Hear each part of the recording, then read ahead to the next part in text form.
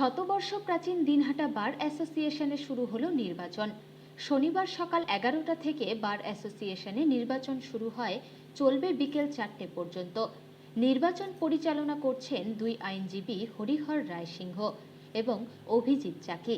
সভাপতি সম্পাদক সহ মোট 17টি আসনের জন্য প্রতিদ্বন্দ্বিতা করছে 34 জন। সদস্য সংখ্যা 110 জন।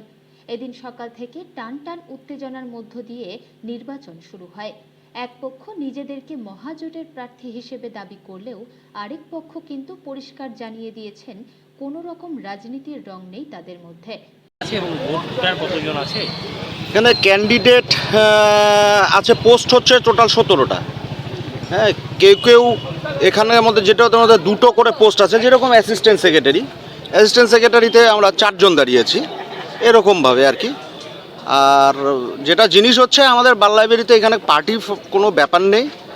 এখন ধরুন বিভিন্ন ধরনের পার্টির সংগঠন আছে এখানে, তারা করছে।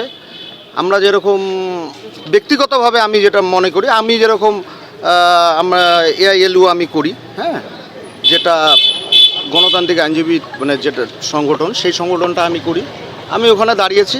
আর সবথেকে বড় কথা হচ্ছে, এটা আমাদের ভোটটা যেটা হচ্ছে, এটা পুরোপুরি ফ্রেন্ডলি ভোটই হচ্ছে।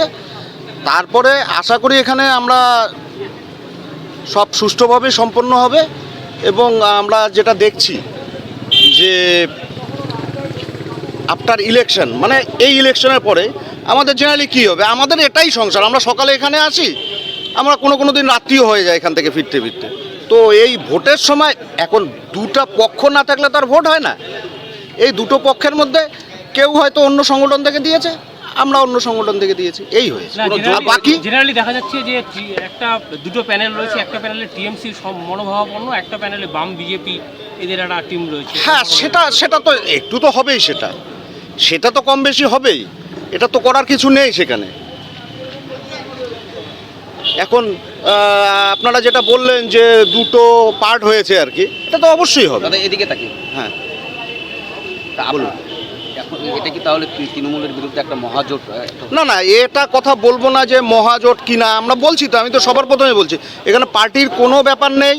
এখানে ব্যাপার হচ্ছে, এক একজন লোক এক এক রকম মনোভাবাপন্ন সম্পন্ন হতেই পারে, ঠিক আছে। এখন প্যানেল যেটা মানে ওখান থেকে যারা দাঁড়িয়েছে, তারা হয়তো বেশিরভাগই তৃণমূল সমর্থক হতে পারে।